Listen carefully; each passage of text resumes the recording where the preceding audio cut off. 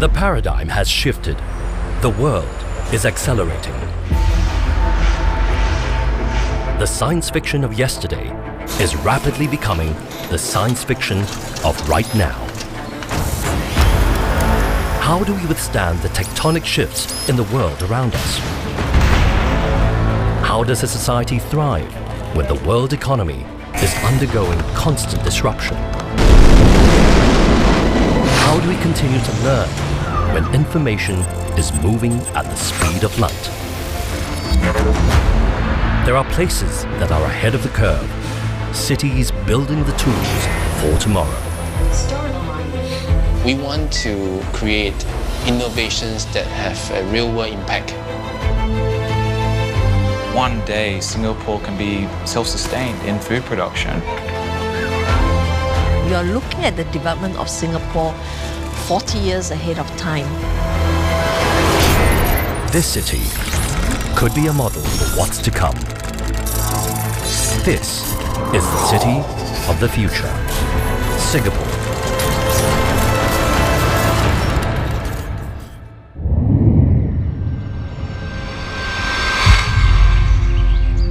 The future of the world lies in its urban environments.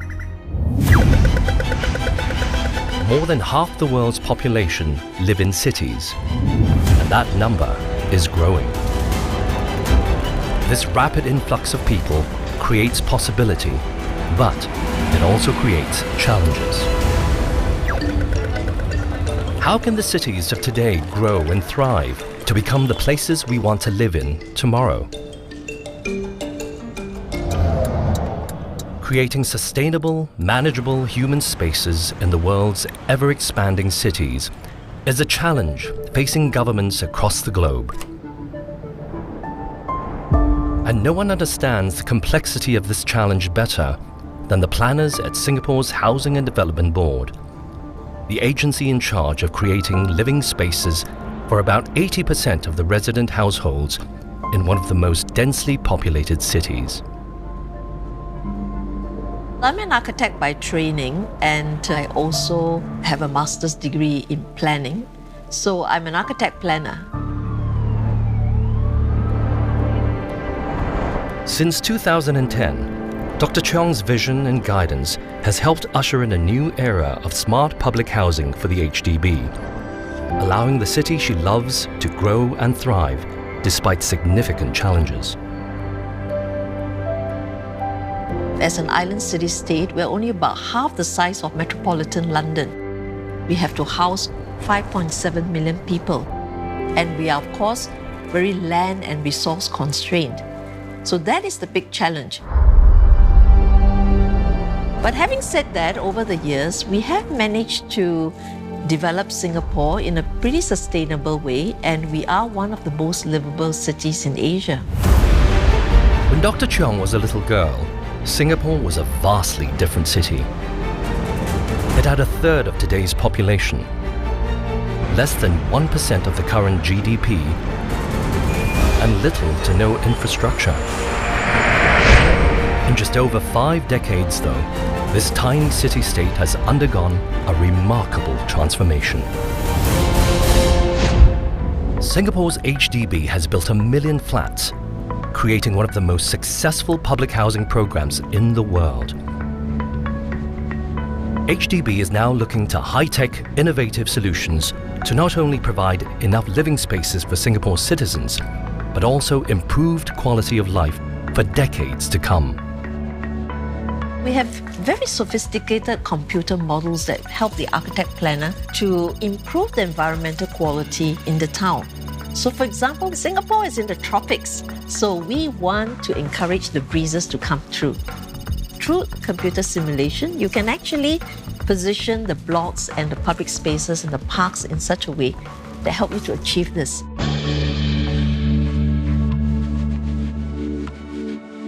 Singapore does very long-term comprehensive planning, and that is very important. You are looking at the development of Singapore 40 years ahead of time.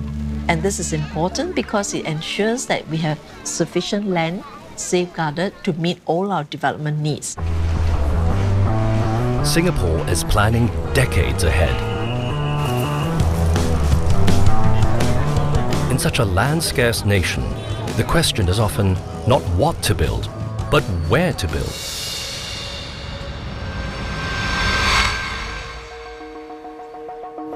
Singapore's Urban Redevelopment Authority is in charge of identifying the future needs of all Singapore's land. It's the kind of challenge that draws in the adventurous and the curious. I'm very much an urban person. The city is close to my heart, and even more so having worked in detail on the plans over the last 20 over years. For Andrew and the URA, sometimes that work means creating land from nothing, a process known as land reclamation. Since independence in 1965, Singapore has used reclamation to increase its land mass by about 23%. One of the most striking examples of this, and perhaps a vision that cities across the world may adopt, is Singapore's Marina Bay, a vast engineering project that has been decades in the making. When I first started work with URA, Marina Bay was just a vacant tract of land. It was only maybe 10, 15 years ago that we actively started development of the area. Andrew was part of the team that drew up the plan for Marina Bay and translated it into reality. Its development dramatically increased the footprint of Singapore, but it was designed with the needs of its citizens in mind. The traditional central business district just comprises of office space, then is only used 9 to 5 days a week. So as we've planned Marina Bay, we've also looked to bring in complementary uses. So the idea is you create a mixed-use precinct that the activities carry on 24/7 and 7 days a week. To make the round-the-clock Marina Bay model work, the URA needed infrastructure. In land-scarce Singapore, that meant going underground, using precision-designed layers of essential services, including water and electrical tunnels, pedestrian and commercial spaces, transportation infrastructure like highways and subways, and even telecommunication superhighways. These hidden underground systems have been designed to meet the needs of Singapore for the next 50 years. But some in Singapore are looking beyond that, already imagining the cities of the far future. I actually think that the future of Singapore is not just about increasing the density around transportation nodes of activity. I actually think it's about exploring air rights as well.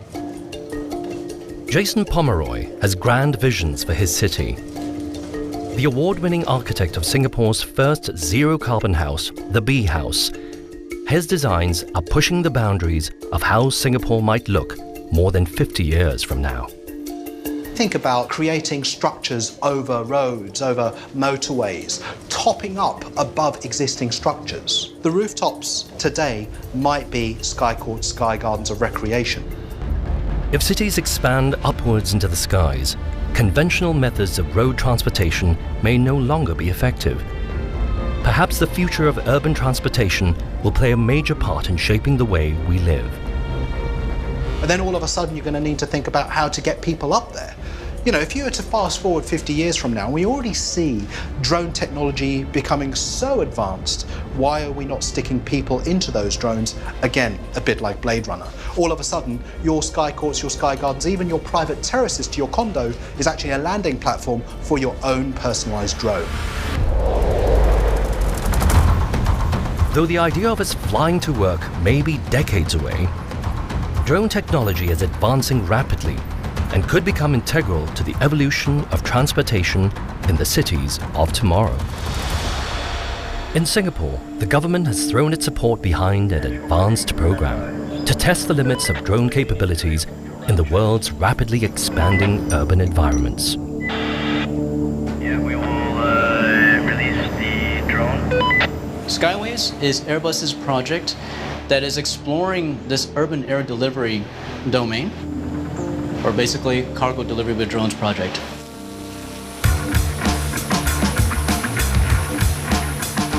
The drone that we're using is actually fully customized or fully designed by our team here in Singapore. To ensure maximum safety in the air, the drones have multiple aerospace-grade navigation systems, so that if one system malfunctions, it can rely on others to fly to its destination.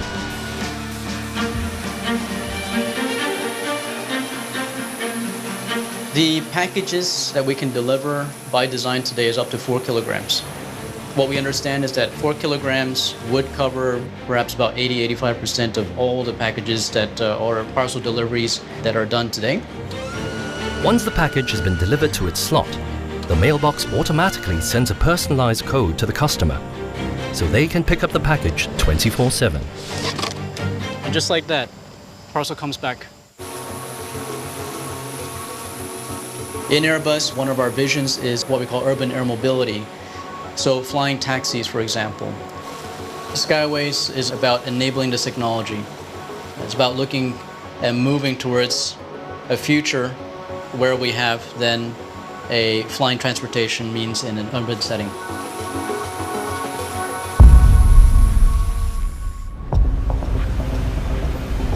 Singapore innovators are imagining and experimenting the what's next for urban travel. Drone technology may be the next revolution liberating commuters from their two-dimensional travel. But the challenges facing all of our cities may be more elemental than where we will build and how to get around. Providing food and water for the millions of people that will pack into our urban environments could be the biggest challenge yet.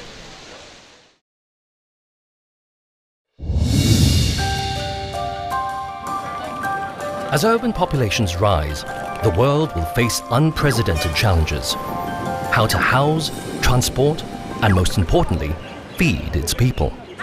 In the future, as rural populations decrease, ensuring food stability will be key.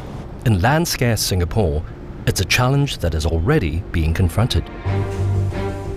Right now, 93% of produce is imported into Singapore, and that's because there just simply isn't enough land to do farming practices.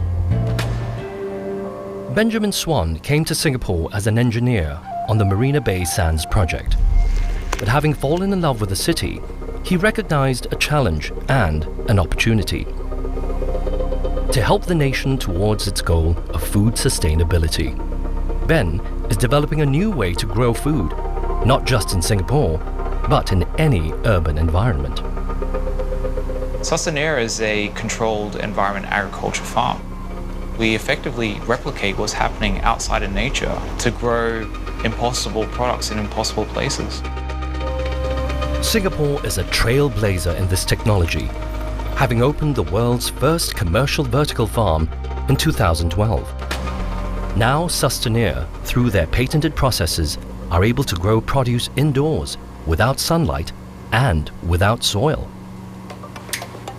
What we actually have done is we've come up with our own system here to introduce the seeds directly into the foam cube. So what that does is ensures that we have 100% germination success. This room has been specially designed to take the plant from its initial germination through to a mature state where we can introduce it into the main grow rooms. These large-scale growing rooms are astonishing feats of agricultural technology. The precision calibration of the growing environment allows these new age farmers to optimize cultivation at every stage in the plant's growth. We control the air temperature, the humidity, the light durations, the light wavelength. We control the dissolved oxygen in the water as well as the carbon dioxide saturation in the air. In these closely monitored growing rooms, Sustainair is creating food history. First ever Singaporean grown strawberries. We're actually growing 3 varieties in this room. What we've learned through controlled environment agriculture, we can actually emphasize certain characteristics of the plant. So without using GMO, we can make our kale softer. We can actually make it sweet. A lot of the Singaporeans don't like their products to be bitter. So we took it into our R&D lab, and what we found was by manipulating the air temperature and humidity and also the wavelength of light and the growth cycles, we were able to create this great product that we're growing today. Not only is this farm able to produce vegetables perfectly calibrated for Singaporeans, but the techniques could provide vital farming areas for the densely populated cities of the future. Traditional land farming grows produce outside on a flat, linear area. Sustainia's system grows food inside, in any building, expanding agriculture's footprint up into the sky. So what vertical farming means for places like Singapore that has very little or has land scarcity is that we can leverage buildings to grow product. And with the efficiency that we have within our footprint, we believe one day that we could actually produce enough produce indoors to sustain Singapore's demand. Fresh, available food will be a necessity in our cities, not only to feed citizens, but also to keep them healthy. As populations age and the incidence of diabetes continues to rise across the developed world, Singapore, like all cities, needs to encourage its citizens to eat smart and well. We wanted to deploy food and beverages as a tool to manage. It could be health, it could be wellness, it could be performance, and of course also for fitness as well. Believe it or not, these colourful sculptures are edible. They are the creations of Dr. Lee Man Wai, a scientist at Singapore Polytechnic's Food Innovation and Resource Centre. Using the latest breakthroughs in technology, she is creating food tailored to the exact caloric and nutrition needs of Singapore's senior citizens. We wanted to look at personalized nutrition for a target group of people. So what we started off is basically looking at people with different lifestyles or otherwise looking at people with different health conditions. To realize her vision, Dr. Lee collaborated with bioengineer Mark Wong to build a piece of wearable tech that can monitor a person's nutritional requirements. What we have developed here at Singapore Polytechnic is what we call the InterSense system. It's in a form factor of a watch. The app, it's pulling data from the wearable. So this data can then be fed to algorithms to compute specialized individual nutrients that are customized for the individual. So a 3D printer could then use this data and print out the appropriate nutrient values suitable for that individual. Dr. Lee's system is one of the first of its kind in Singapore, and perhaps the world, to pair wearable tech with 3D printing to create food with personalized nutritional values. This particular printer actually has a beautiful way of allowing us to customize nutrition. So there should be probably a chicken rice that is actually high in calcium, some that is actually good for potassium and different types of vitamins and minerals that is custom. While still an experimental prototype, the potential is staggering. This jelly packs a punch with the necessary nutrients for optimizing health and even preventing diseases. With greater sets of data from each individual, we can now create a whole library or database and identify trends by using machine learning or using AI. So that is extremely powerful in the near future, to be able to predict potential health issues and mitigate those health issues in population centers before events occur. Through imaginative planning and technological innovation, Singapore is finding new ways to house and feed its growing population. But perhaps one of the biggest challenges facing any global city will be ensuring a constant, safe supply of that most precious of resources, water. Singapore currently uses 2 billion litres of water a day. The most efficient source of fresh water is rain. And to capitalize on this resource, the nation is crisscrossed with an extensive network of rivers and canals that channel every last precious drop of rain into 17 storage reservoirs.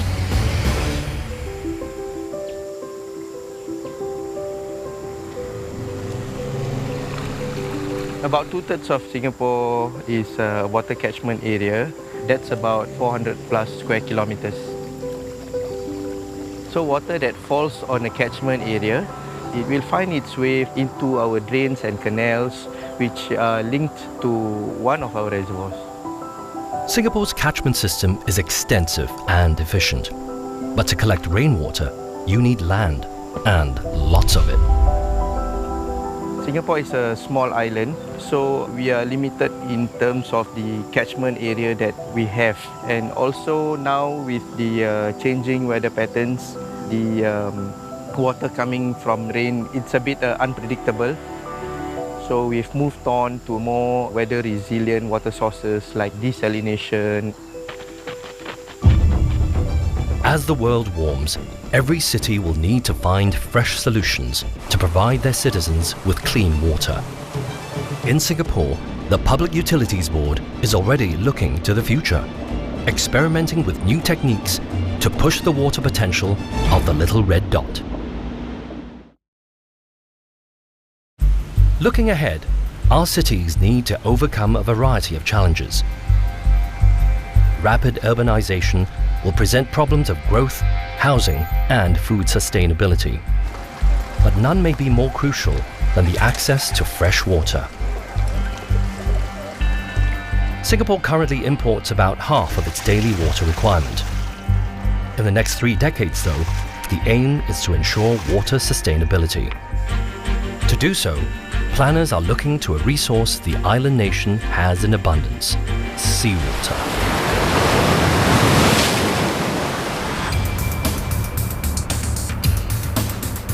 I always call this a new toy. Really, it's kind of a toy for us, but seriously, it's a plant that's designed with robustness, reliability.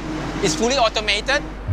Hugh Kit San oversaw the construction of a brand new state-of-the-art water facility, the Tuas Desalination Plant.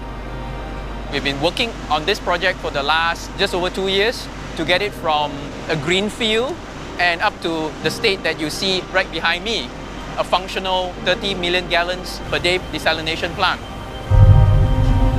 The Tuas Desalination Plant is a modern marvel of precision engineering. In land-scarce Singapore, its footprint is a mere 100 meters by 300 meters. That's roughly the size of 3 football fields. This may seem large, but it is a relatively small footprint compared to plants of its kind around the world.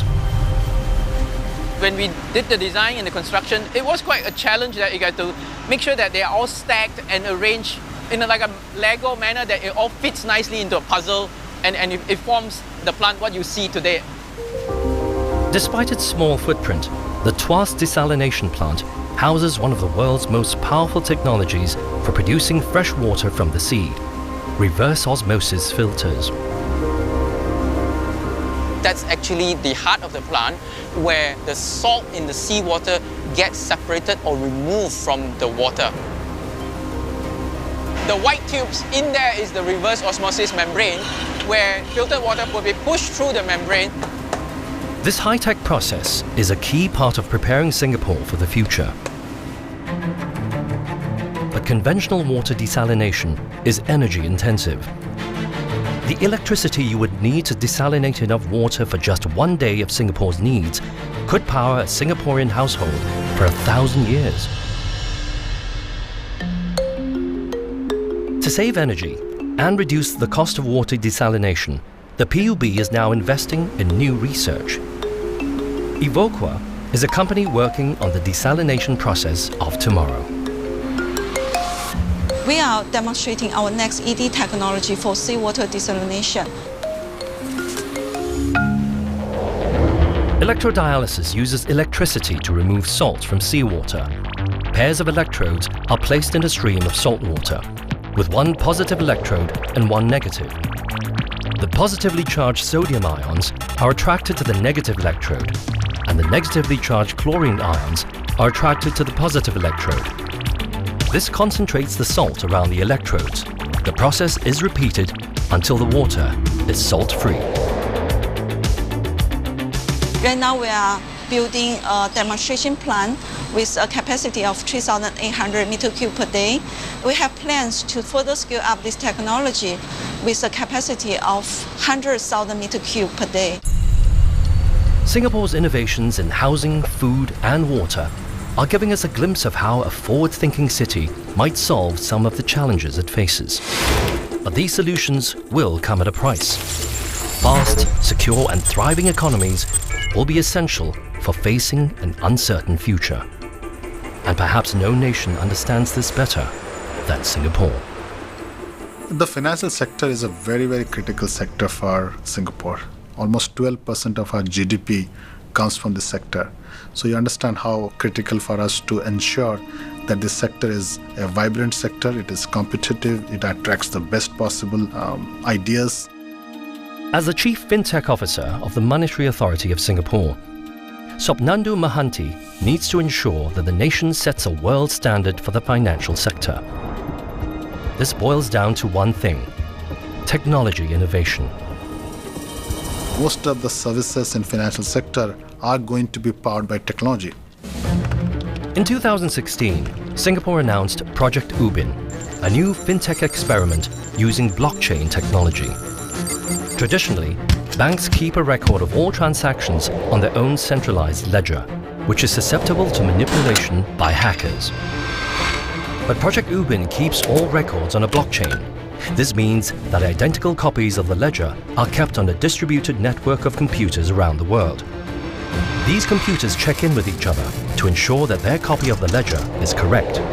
If one of the copies does not match the others, it is rejected and replaced with a copy that the majority of ledgers agree is correct. To tamper with the blockchain to steal money, a hacker would need to hack a majority of the computers on the network simultaneously, a virtual impossibility.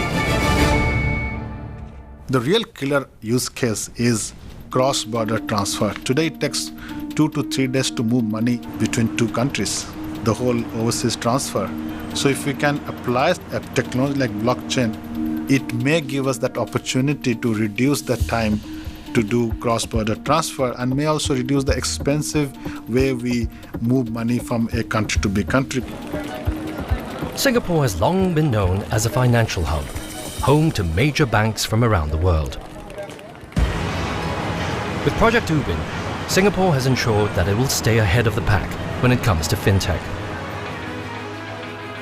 In a country short on natural resources, the motto is innovate or die. And Singapore has taken up that challenge, with a startup culture catapulting the nation into the future.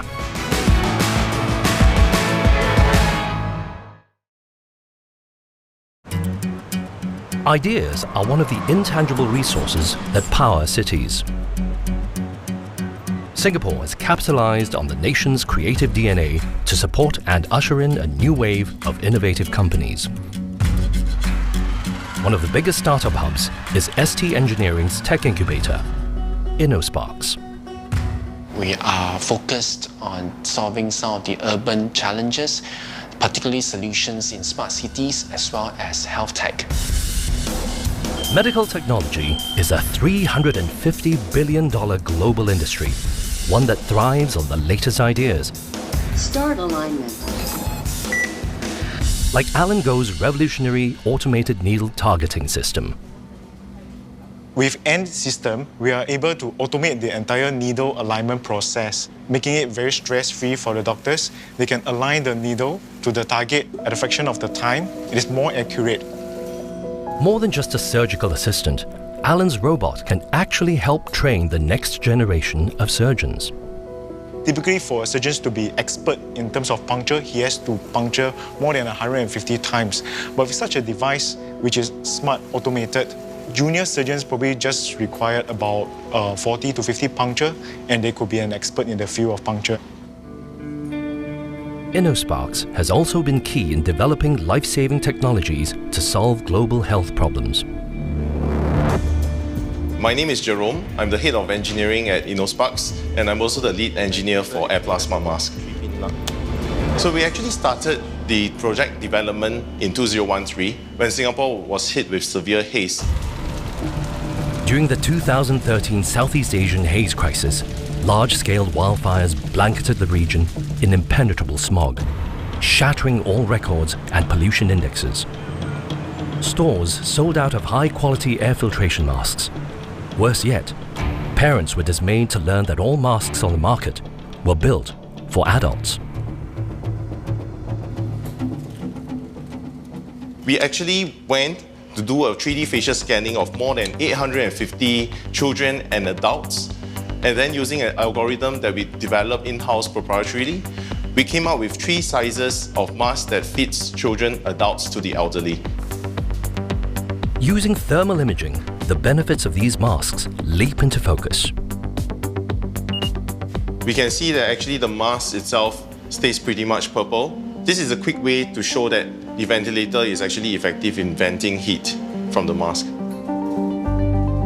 While a vital part of Singapore's economy, the tech scene is not just about software or hardware.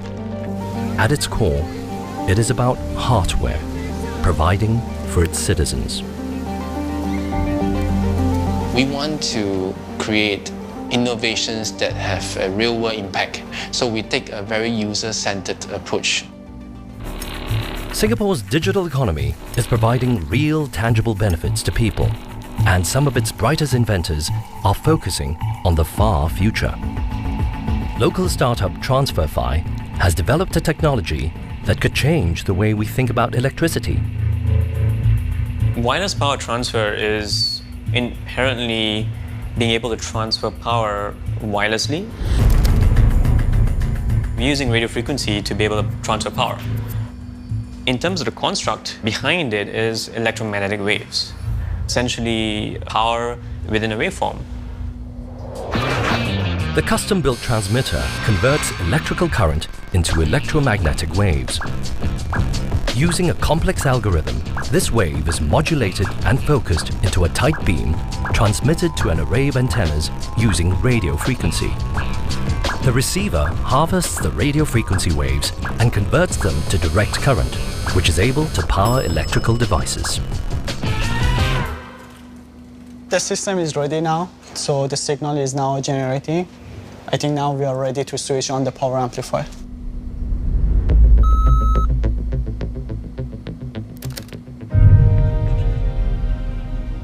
T5 logo there, it's on now. It switches on without any wires tethered to it, no batteries, nothing. It's all power through air. This simple demonstration gives a hint of the enormous potential of the system. As the technology is scaled up to further distances, it could revolutionize every industry that relies on electricity, creating the world's first long-range, safe and efficient wireless power networks. There's a lot of uses. I mean, it's ubiquitous technology. I mean, you can use wireless power transfer and distribution for almost anything, from consumer electronics to medical devices to offshore renewables to sensors, for automation. Singapore's digital startups are dreaming up ingenious new technology, proving that perhaps the greatest resource we'll need in the future is imagination.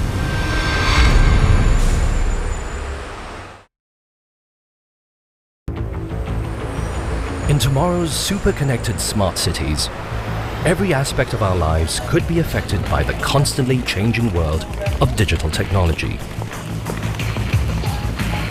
Preparing the next generation for this future is top of mind for most educators of today.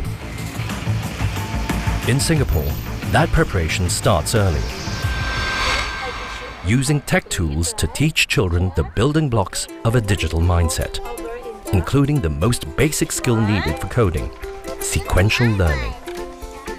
Sequential learning, it seems easy for us adults, but it's actually not easy for them at all to know who comes first and who comes next.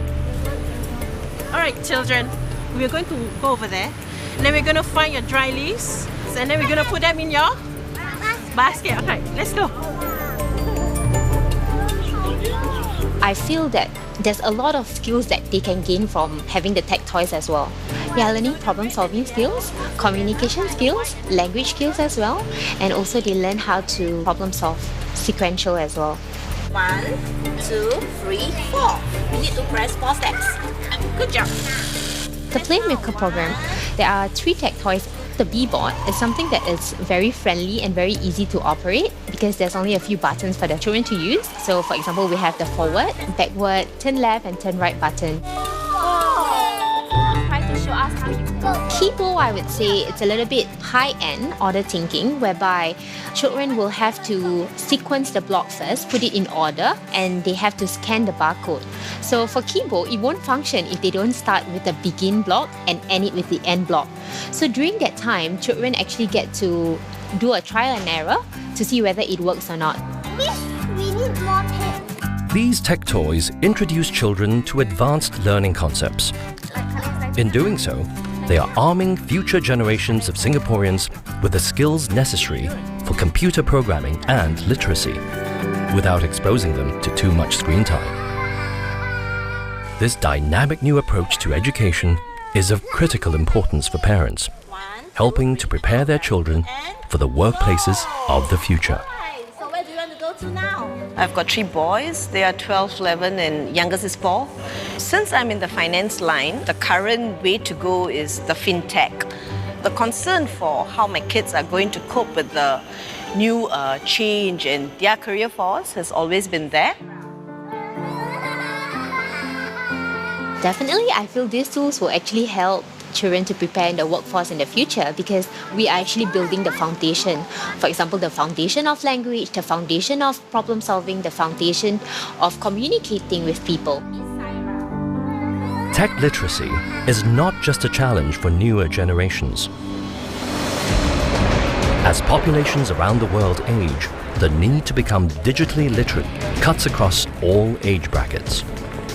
Singapore is tackling this problem head-on, with proactive efforts to provide tech education to all of its citizens, ensuring none are left offline. 现在科技发达，好像我们老一辈的老年人了，心理上觉得说赶不上。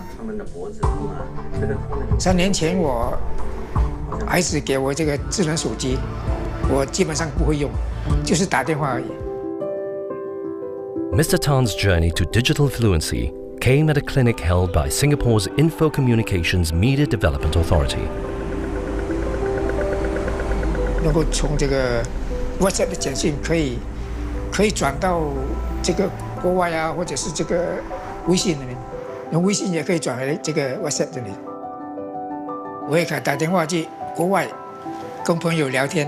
你好，爷爷奶奶。50年前我要跟我国外亲友 沟通的话，唯一就是写信，打电话嘛又费用太贵，那个时候信的来往最少要1个礼拜10天这样，很慢，消息很慢。那么现在有了智能手机，1分钟就跟国外联系上了，啊，又可以讲得很长，讲得很清楚，甚至可以看到对方，太好了，智能手机太好了。 Singapore's focus on training all of its citizens for the future is nurturing a highly educated, versatile and connected population. Connectivity and community will shape the world of tomorrow. And in Singapore, that sense of community is already revealing itself in new and surprising ways. We are racing towards a future that will be dominated by technology. In the decades to come, dedicated citizens will find ways to harness that technology to make a positive impact, enhancing lives through creative innovation. In Singapore, technology is already being created that will care for the nation's most vulnerable. We try to provide sleep wellness for newborn babies and also premature babies. Hi, how are you? Hello. Hi. Hi, Frank. Yeah. So what you do is that you actually put a baby on it, and after your baby sleeps for about a minute, we can give you the breath count and know how well your baby is sleeping. When a baby sleeps, they have a lot of periodic breathing. That means they breathe and then they stop, they breathe and they stop. Now this happened to 2% of the newborn baby, but it happened to 60% of premature babies. Periodic breathing dramatically reduces oxygen flow, which can have a detrimental effect on a baby's growth and even their cognitive development. The breath optic system uses fiber optic technology to help monitor this. For Frank, this project is personal. Actually, one of the driving force of us inventing this product was because 24 years ago, I had a premature son. At that point in time, I bought whatever that's available to try to monitor a baby. And actually, for 1 month, me and my wife did not sleep in the same room because we took 12-hour shift to stare at the baby. So we took turns to look after my son for a while. So when we were able to use the optic fiber technology to create such a sensor, we really know what we want because I was in that position before. And your son is okay now, right? Oh, my son is perfect now. He's alive and kicking and well.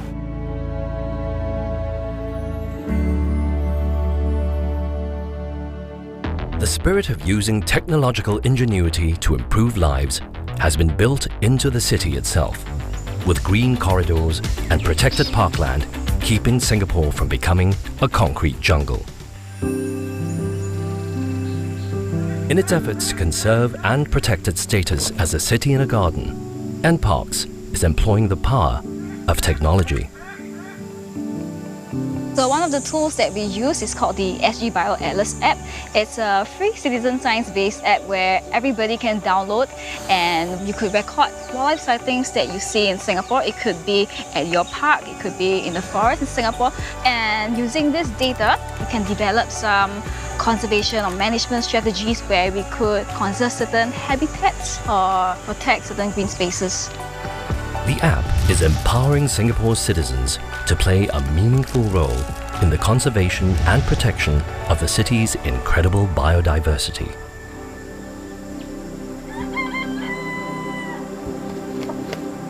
Those birds over there, they are the jungle fowl. They're like chickens, but they are technically not chickens, right? Yeah. I'm a working mom. In the daytime, we'll usually be working, and by the night time, I'll be probably down on my couch and watching television. I spend most of my time on the phone watching YouTube, playing games. Not only is the Citizen Science Program helping NParks maintain Singapore's rich ecosystem, but also helping people build connections with green spaces and each other. Singapore is scarce of land, so what we need is to preserve what we have now, and using the technology, we are able to provide feedback to National Park Board on the species that we still have in Singapore.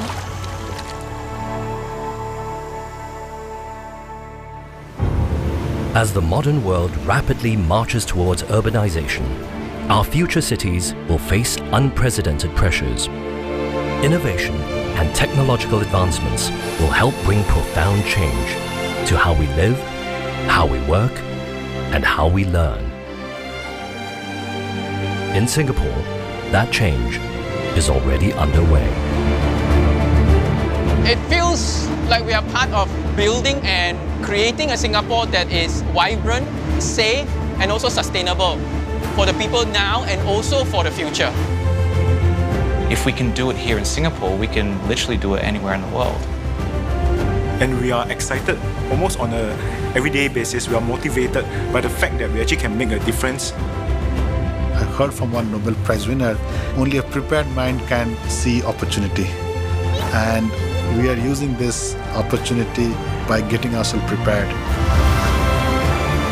50年后应该是这个高科技方面更发达，我也不能想象到将来是怎么样的，前景一定光明。